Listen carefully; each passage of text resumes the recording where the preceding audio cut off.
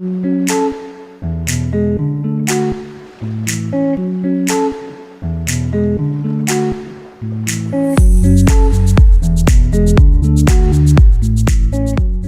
Libra, this is your July 24 soul story if you have a sun rising or your moon is in the sign. I hope this reading will give you some support and insights to help you navigate through the next few weeks. Thanks for joining me on the channel. It's Romy here. We are opening up with the Messenger of Earth. I want to say for you in July, Libra, that you'll find a way. You'll find a way. Wherever you are, whatever your circumstances, whatever's on your mind and is taking up space right now, there's something about the energy of this month that you kind of come into quite a sort of practical, grounded, okay, what do I need to do? What is it going to take? What's the next logical step for me here? And you're willing and open to really receive help, guidance, support, and any new inspiration, I think, that's going to show you something that you haven't seen before. And in a way, I think something that started out that you might have been struggling with and sort of wondering how to continue to work with that energy, right? It started out one way, but I think through the month of July, it's going to become something quite different, which is why we open up with this energy, which wants you to bring some curiosity and almost some, willingness to commit and sort of devote yourself to the exploration of why this is happening in your life right now, what it's trying to show you, what it's reflecting in terms of your own growth. And there's a real desire for you to do this. Now, we've got Neptune stationing retrograde in Pisces from right at the beginning of July. And remember, during this cycle over the next 5 months or so, things are dissolving, which means a lot of the bubbles get burst in certain areas of our life. And, that can be illuminating and cathartic. It can also be a little challenging as our rose-tinted glasses come off a little bit. You've got the energy of transformation coming through. As I said, something becoming something different than what you'd expected or anticipated showing up here. And I think the stripping back quality that Neptune affords us, as it moves into this new cycle, and the energy being quite potent in July, just really gives you a little bit more of a realistic perspective regarding something. Now, there might be quite a lot of emotions that come with that, because maybe a certain dream or a certain expectation needs to be revisited or reevaluated. But even though death can sometimes, summon the ending, the closing of a chapter, what we're really looking at is the energy of that being transmuted and alchemized into something different, something new. And so this isn't a dead end. This is about you really recognizing that people are a limitless source of information to you, yeah? And what they're projecting, what they're mirroring, and how you're reflecting about that can really serve you in this moment as you think about, okay, what needs to change? Now, we've got the new moon in Cancer arriving on the 5th of the month, King of Earth. You see, you've got a lot of grounded energy that's just bringing you back into a sense of sort of dealing with things and facing things. And I think that's quite important, because maybe you felt that something got a little bit off track, or you're not quite where you expected to be. Maybe that sense of stability and security is still very front and center in your mind. What's interesting is, the thing that they're first coming through with here is that, you have to actually rest with the same intensity that you work. Now, clearly the King of Earth has got to his position through mastery and accomplishment, dedication to the task. And, the accumulation of that wealth, that wisdom, that abundance is also knowing about the conservation of energy. And I think that's another thing that's important for you to, really take into account through the course of this month, especially around that new moon in Cancer, because I see you almost like revisiting some visions and what it's going to take and what you really want to come out of a situation, but also giving yourself, maybe it's more time, maybe it's just like less urgency, intensity, pressure to achieve, to accumulate.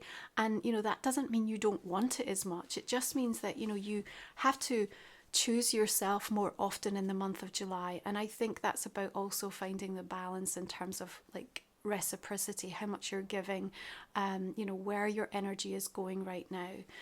I think through the month, you're not going to be in a position where you're wanting to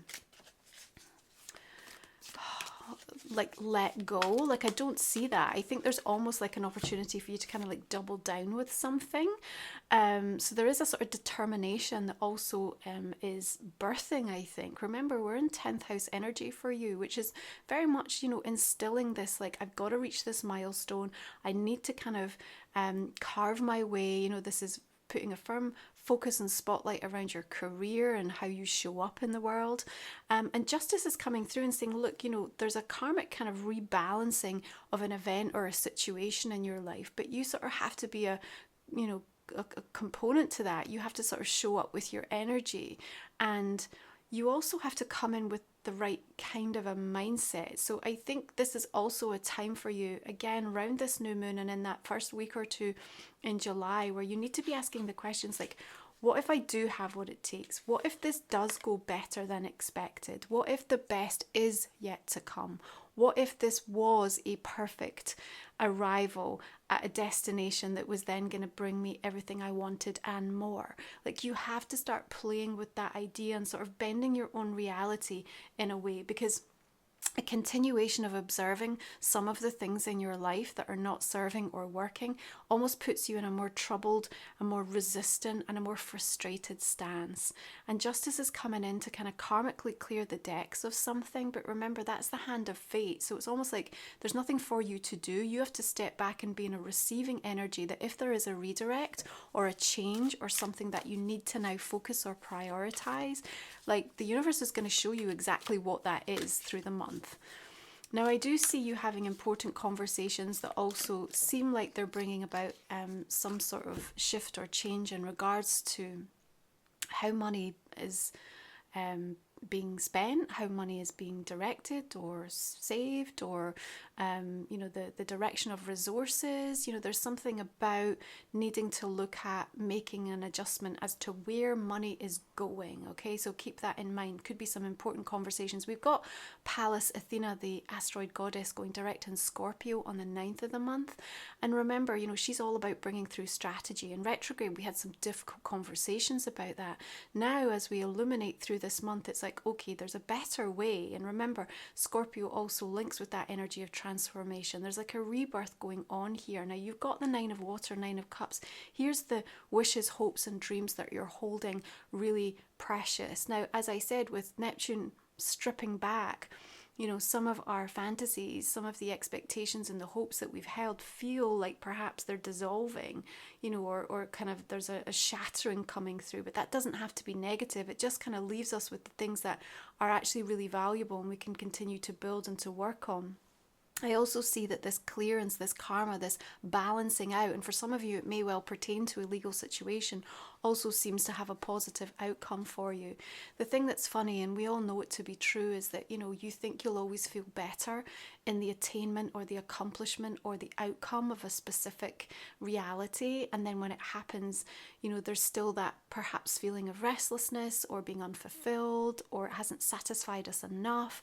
And so there's a big focus around you in July of also sort of reevaluating what genuinely helps to nourish and sustain me in a more permanent way, so that I'm not just looking for that quick fix, that sugar rush, if you like. Because the 9 of Cups for me can sometimes represent it's here and then it's gone, and okay, it was great, but has it left us yearning or wanting even more? Ace of Water says, let's do it a slightly different way. Let's fill our cup, from the inside out, so that we radiate that sense of fullness and abundance, prosperity, whatever the thing is that you're seeking. And, you hold the gift there. Now, we've got amazing, beautiful energies as Venus shifts into Leo, Mars into Gemini on the 11th and then the 20th. Flirtation, passion, love, romance. There's a lot of harmonious energy coming through mid-month for you to be able to enjoy and direct, whether that be in romantic relationships or even having that charm and that charisma as you're connecting into other people you're trying to achieve or move forward in your career path, or even how you see yourself. This is absolutely an invitation to kind of say, I'm going to start talking differently to me about me. And again, going back to this idea of how people are going to be a limitless source of information, because there's also almost like the way you're interpreting what people are saying about you or the behavior they're bringing to your doorstep is going to, instead of have you looking towards them with judgment or criticism or a need for them to continue to praise you if that's what's coming, rather you take a step back and go, okay, where do I need to kind of shore this up within myself? And that accountability, that acknowledgement, that spiritual awareness, that advancement in you, beautiful. And as you come up towards the full moon in Capricorn, this is the second one, remember? So what was going on back 21st of June, just around solstice last month, this is the second act. You know, there's something that was kicked off or being understood and now needs to be fully resolved and released. And remember, full moon Capricorn, it's also the ruler of that 10th house that you're working with in Cancer season. So for maybe, you know, some of you, there's some big emphasis around career and work and what's happening. There is this sort of finite completion point. It may have felt like you've been held in almost like a vice-like grip a little bit, or certainly like challenged in order to look at your goals, your milestones, your ability to coach yourself in this moment as well. Like, I think that's one of the things full moon in Capricorn can really help us to understand. But remember what I said, it's almost like we need to bring the same degree of rest and time out and allowing ourselves to unwind in the same way that we bring it and show up from a work capacity, to have that type of a balance. As you continue to stop underestimating yourself, right? Big message for you in July, Libra. You're going to find as you shift into Leo season from the 22nd that there's this whole new kind of almost like a whole new world opens up for you, right? Like something that, you know, you've almost forgotten that really mattered to you, almost like put to the side because you were just so distracted or preoccupied or responsible for other things, comes in a way that says, you know what, I actually get to do this and this. So there's a realization that there's not a compromise or a choice that feels so awful. All of a sudden it's just like, okay, if I approach it this way with this kind of attitude, then this can work. And this is what I mean about July, like really telling you and communicating to you, you will find a way. Now remember that Chiron stations retrograde in Aries on the 26th, so it's always an invitation. We've been working with it in this sign for some time, so it's not necessarily anything new in terms of what's springing up around your healing, but in those retrogrades you get to stop and reflect and go inward to contemplate the degree that growth has happened for you.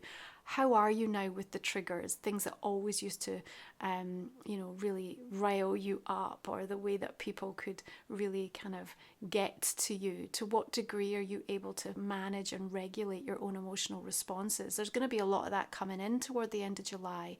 And sometimes that can feel a little bit disruptive. And we can even sort of almost trick ourselves into thinking we're not as far on as we are, because we can feel like we've been plunged back into a pattern, but we're not. Remember, transformation leading the way for you here. There's something that's quite powerful taking place in an evolutionary capacity for you. If you could just stop and smell the roses and take a moment and really allow yourself to cherish the state of presence that's available to you in July, your desire to want to keep building on that and keep being better is going to come in exponentially. And it's just a really beautiful, powerful, informative experience, I think, if you'll allow it to be that for you through the course of this month. Now, if you're new to the channel, the last 3 cards we cover in our extended reading, Libra, talk for another 30 minutes or so. We'll also look at a personal and a relationship card for you, so you can join me there. It's a way to help support me so that I can keep showing up for the free reading, so I really do appreciate the investment. We're just going to go ahead and clarify this read and see what cards want to show up to tell us what direction we're taking this reading. We've got another 9 of Cups coming in. Beautiful. We've got the energy of the Hanged Man and 2 of Wands. It does feel like timing is a big sort of I don't want to say issue, but it's certainly an important aspect of what you're feeling into with regards to July. So either the, that timing is right on, or timing is just off, but it doesn't mean that what you want or what you're doing is wrong. It's just, it does feel like you'll be given some sort of insight in regards to that, though. Six of Cups. Okay, what about this Justice? So all the cards I use are always listed below. And please do take a moment to check out my website if you're new to my channel, Libra, romywiser.com. You'll find my sacred titles, my book, Moon Musings, also my oracle deck, Life Soul Vision, ways to work with me, my sacred soul supports, all the tools that I've created to help you on your spiritual journey. Temperance and the Sun and the Nine of Cups, like that's a beautiful shining light coming through right in the center of your read, yeah? Seven of Swords, we also had Seven of Cups there. It's like feeling guilty for wanting to fill your own cup or doing right by yourself or choosing yourself, isn't it? You might be challenged in that way through the course of the month. Okay, let's have a look at Life Soul Vision Oracles. This is my own deck. How is it joining the conversation? What else do we have? Mercury shifts into Leo on the 2nd, yeah? So our communication, Rainbow Dragon and the Wild Rose, our communication is louder, bolder, more expressive, more risk-taking, so we've got the opportunity to sort of enjoy that experience until it shifts sign into Virgo on the 25th, which, by the way, right on that Chiron retrograde does suggest that that inner critic can speak quite loudly to us, so just be mindful of that toward the end of the month, yeah? So we've got karmic cause and effect, casting out constellations. This is the way, this is the work. We've got throat energy and third eye, a couple of chakra cards coming through for you. And we've got Spirit Crane, Dance with the Divine. Beautiful cards. Okay, one final oracle for Libra for the month of July. Let's take a look. What do we want to work with? Okay, we've got the energy of grieving, so we'll explore that in our extended. Thank you so much for being here and showing up on the channel. Have a beautiful month of July.